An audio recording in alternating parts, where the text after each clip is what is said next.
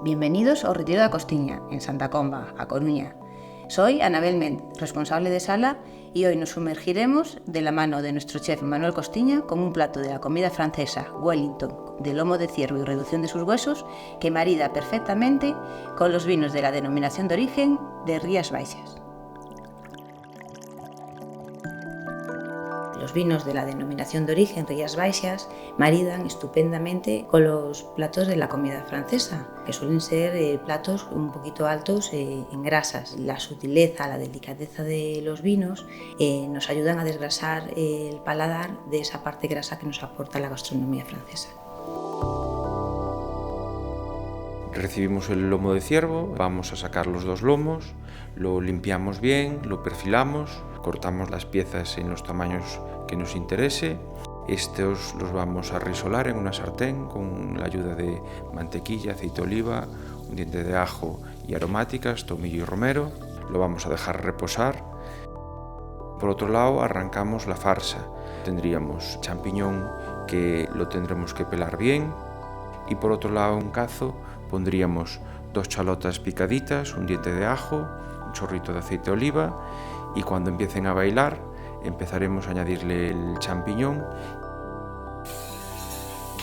Por otro lado, arrancamos un agua hirviendo que le pondremos un poquito de sal y un manojo de acelgas. Las coceremos 10-12 segundos nada más. Pondremos las hojas de acelga perfectamente limpias de las partes duras. Por encima extenderemos el champiñón cocinado todo por igual, pondremos la pieza de carne, enrollaremos, cerraremos, pintaremos con huevo, haremos una chimenea para que puedan salir el vapor que se genere y decoraremos con unos cortes. Hornearemos a 190 grados y esta pieza ha durado unos 30 minutos en ser cocinada. Unir esta experiencia culinaria, que es maridar los vinos de la denominación de origen Rías Baixas con la gastronomía francesa, es una experiencia asombrosa. La delicadeza, la sutileza que tiene tanto la gastronomía francesa la podemos conjugar perfectamente con los vinos de la denominación de origen de Rías Baixas. La acidez que puedan tener estos caldos pues nos ayudan a desgrasar el paladar a la perfección de la parte grasa que tiene siempre la gastronomía francesa.